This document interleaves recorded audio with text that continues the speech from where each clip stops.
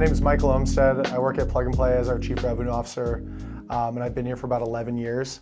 I'm here with a great partner from Alberta Innovates, and I'll let him introduce himself. But one thing I will say is, at Plug and Play, we have the opportunity to work with a lot of different organizations, both in the private sector and the public sector. And sometimes we get lucky working with great organizations.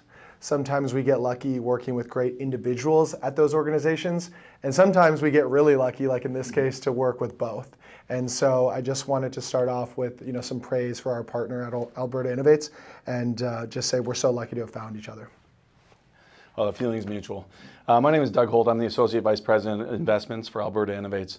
I've been with the organization for nearly 6 years, and one of the great things I get to do is I get to oversee the Scaleup Growth Accelerator Program that was launched 2 years ago, and it is a program in which we brought 5 global accelerators to the province of Alberta, and they've all been chosen with very different business models, and they bring unique value to the ecosystem.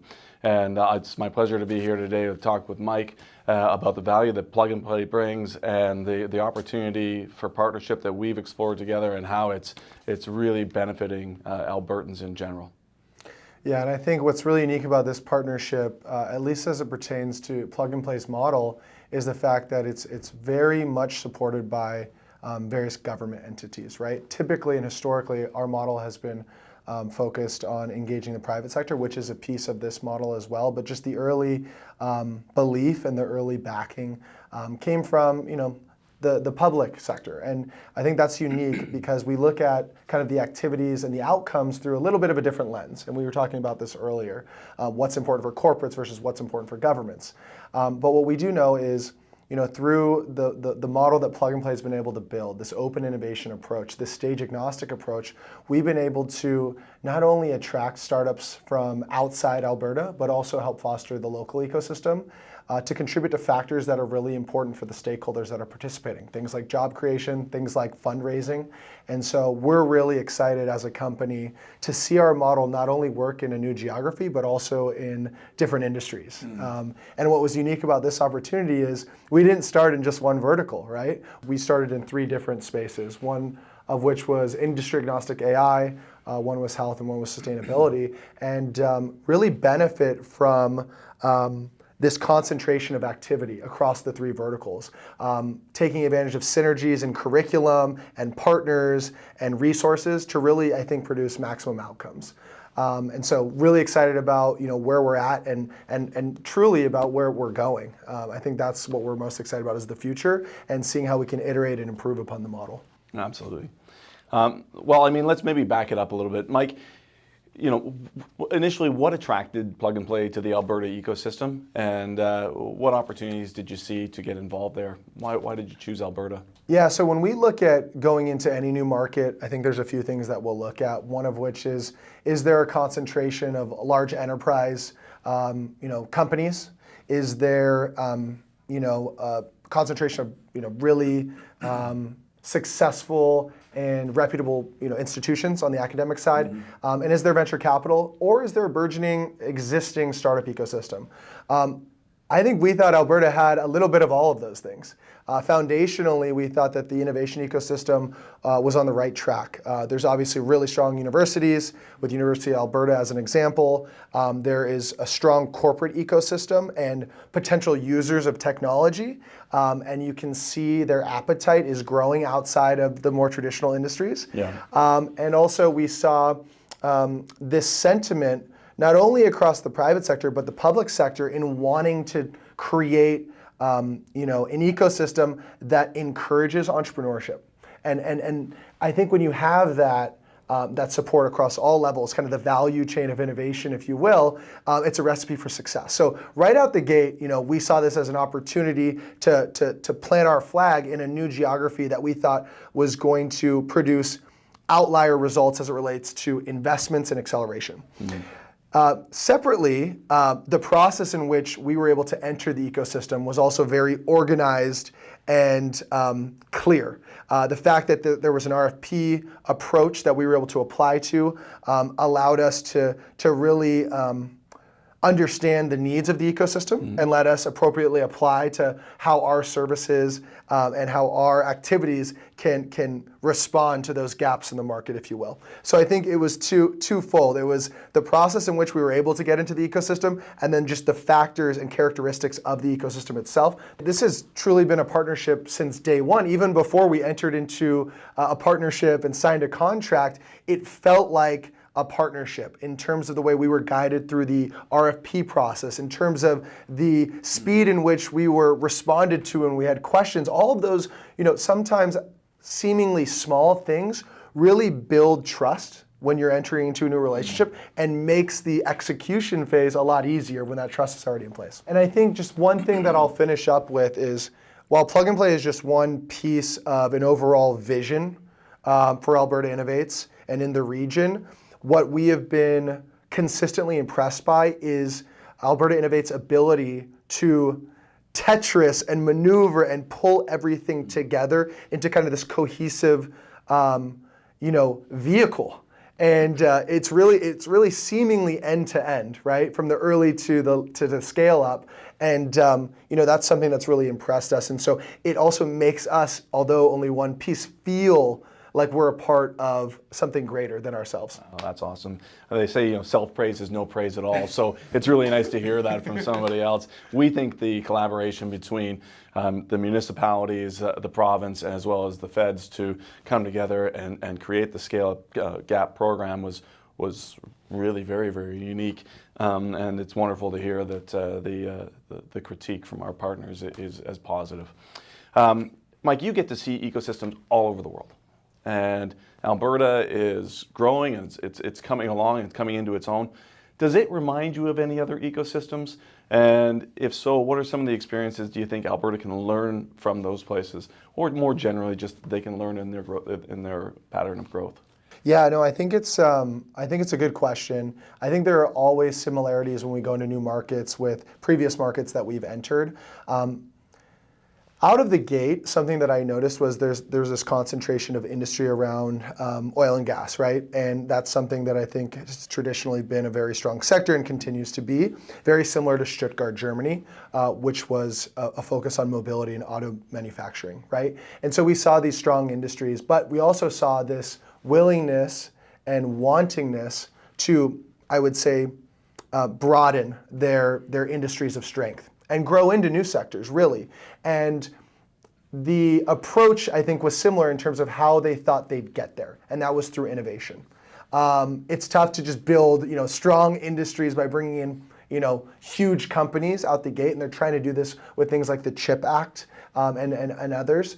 But I think a truly holistic approach, kind of ground-up approach, is building out startup ecosystems in new industries. And so I see an analog between what happened in Stuttgart in mobility and then what's happening in Alberta in terms of diversifying out of what they saw and what currently is still their core industry into, I would say, more adjacent spaces that have applicability across a lot of other verticals like AI. And so, but aside from that, something that Alberta as a region and as an industry reminds me of is all of these other markets that we've gone to that have this belief and want to create something new and something innovative in terms of the ecosystem and how to go about that in this kind of this holistic approach, right? Is bringing public and private together, bringing in academic, and really thinking about it so that you can accelerate anything that you guys want to implement across the chain, right? So that's something that I think is unique to Alberta in terms of the speed in which you were able to do that, but reminds me of many of the other markets that we've gone into that are looking to build something greater than they currently have. Well, and maybe a follow-on to this, and I'm not sure if you can answer it, but Alberta has set venture capital records every year since 2018. And we appear to be on a fairly steep growth trajectory, building out the tech ecosystem in the province. Where do you see some of the opportunities, and where would you see Alberta, say, in 5 to 10 years? Yeah, so I love this question. So when we first went to Alberta, I remember a startup that we had met said that there was a saying in Canada, Silicon Valley or bust. And I was like, what do you mean? And basically they had detailed that if you don't make it to Silicon Valley to raise money, it's a failure. Your company, is a bust. And that really got to me because I saw all the talent and resources that were on the ground, right? And so we saw an opportunity to partner up with Alberta Innovates to create a vehicle and a platform where these local startups, these really talented entrepreneurs, don't feel like they need to leave. And feel like, this is home, this is where we can build our business. And, by building that bridge into Silicon Valley, which we do know 50% of venture capital is deployed from Sand Hill Road, how do we build a bridge between that and Alberta? And that's something that we're starting to see the results of over the last 2 years, and I think you can speak to some of the numbers. But I think, as you said, this steep growth curve, it's starting to really form, and it's pretty impressive, and we're so happy to be in on the ground level because we get to be investing in these startups early on and then following them as they grow. And so I think the real opportunity is connecting into these other industries and ecosystems and building bridges so that the local talent all of a sudden doesn't feel like they need to go elsewhere, and then vice versa, talent from outside sees a platform where they can actually grow their business in places where resources are lacking. And the ecosystem builds. Yeah, absolutely. Imitation is one of the highest forms of flattery. You and I have talked before about the thought leadership shown by Alberta Innovates and bringing in the Scaleup Growth Accelerator Program and what that's done, but also what that's done for Plug and Play in terms of finding a different business model almost and finding different opportunities. Can you speak to some of how important this has been, I guess, for Plug and Play, but also just in terms of quantify the thought leadership that has been shown here by Alberta Innovates? Yeah, I think separate from Plug and Play, just the experience working with Alberta Innovates just opened up kind of a new model for acceleration in general. No matter whether it's Plug and Play or another company, I think working with governments is a really unique way to help grow local economies through innovation. And it's allowed Plug and Play, now speaking from our perspective, to open up a new product, a new market, and that is working with economic development and working with the public sector to create ecosystems that produce results that are important to them, which, as you know very well, is things like job creation, attracting foreign direct investment, retaining talent, creating vibrancy. These are all things that happen as a result of a lot of the things that we were doing anyway, but we weren't tracking and we weren't measuring. And it was typically geared towards the private sector. How do we bring innovation into corporates so that they can drive revenue and reduce cost? Sure. That undoubtedly produces economic impact, but beyond metrics that we were tracking.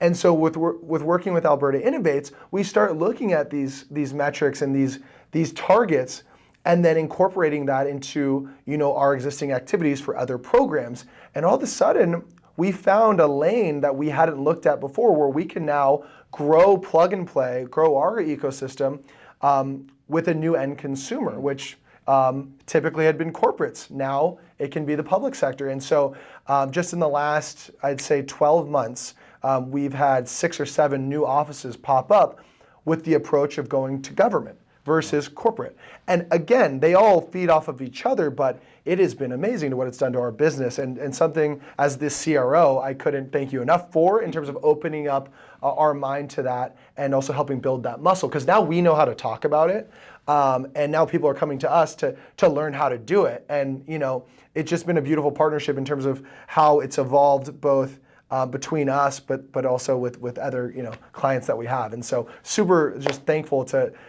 you guys for just helping us understand how to capture the value that's being produced and think about it through a different lens. It's something that I know has been very good for our business and something that I think is good for the overall innovation ecosystem at large. Well, I think we've both benefited very much from the partnership. Can you talk about, with your experience, the importance of collaboration between government, industry,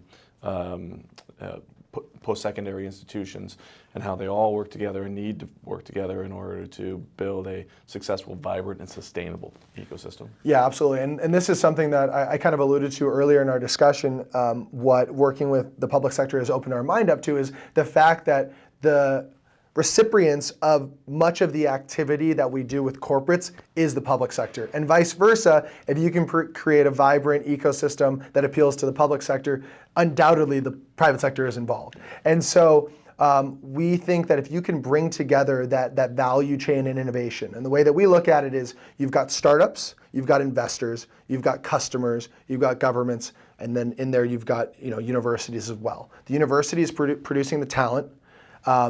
The talent is producing new companies, The venture capital is investing in those new companies. The corporates are the customer of those new companies. And then the government is essentially receiving the workforce development. They're receiving the jobs that are coming out of the creation of these startups. And then they're receiving also from an optics perspective, this perception of an ecosystem or economy being built. And that then attracts outside companies, whether they be big or small, to potentially move there and start a satellite office. So I think they all work hand in hand. And you can either approach it from the public side, approach it from the private side, or you can do it together. And I think that's the best approach. If you can understand what's important to both the public and private sector at the same time, and then create a model that appeases both, that's ideal. Yeah, I totally agree, man. Mike, that's all I have for questions, and I just really appreciated the opportunity to chat with you. Wait, can I ask, obviously this experience has been, exciting for both of our companies. It's producing results. Personally, what has been the most exciting piece of working on this project, and what is getting you up in the morning? Oh, thanks. Yeah, for me, it's been so cool to watch the changes in the ecosystem, both primarily in Calgary and Edmonton, but also around the province. There is a buzz in both cities that just wasn't the same as before this program started, and it's quantifiably, it's different too. I mean, the capital that we've seen raised in 2 short years versus the investment that we made has been outstanding. And so I'm just thrilled to see all that happening. I'm also witnessing a change and a shift in the mentality of the companies, wherein it wasn't very long ago that 80% of what the province produced, aside from resources, was consumed inside the province. A lot of what we did was very myopic in our thinking, and it didn't need to be expansive. But by bringing in organizations like Plug and Play and some of the other accelerators, we're seeing our companies think globally, and we're seeing them move at a pace that is more akin to what you would see in the United States or in Europe, for example. There's more intensity, and there's more sort of get going, get after it in these companies and their spirit. So I love that. That's amazing. It's kind of like a systemic kind of change, like just in terms of the way that local companies are approaching their business. Totally. I mean, that's something that you would think would take a lot longer than 24 months to actually see and witness and feel. For sure. But I think that's the power of the model. Yeah, I mean, we didn't do this sort of half-heartedly. We really went all in and brought 5 great accelerators into the province, and that has had such a dramatic impact in a very, very short period of time. We're thrilled. And I think one thing that I've noticed is your North Star really has been the entrepreneur. Like, how do we provide for the entrepreneur? How do we make sure that they're set up for success? And I think when you have that approach, all the other stuff will fall into place. But if you're thinking about it from the startup perspective, from the entrepreneur perspective, it really produces these amazing results. And it's also like quite fun along the way. Totally. I mean, it's super fun to solve problems for big corporates, no question. But when you can help the little guy and or gal to realize their dream, something they've been struggling at and fighting with, and come alongside them and create an environment for them to succeed and give them a new perspective and give them new tools in the toolbox to compete in a global marketplace, that is super fulfilling and amazing. So Yeah, that's been a big part of the journey, and that's been a big part of the joy we've experienced. So 5-10 years out, we're still in partnership. Everything's going well. We're getting bigger, better. What does the headline read for Alberta? Alberta is the most successful tech ecosystem on a per capita basis as it relates to capital raised, jobs created, and number of companies in Canada. You heard it here first.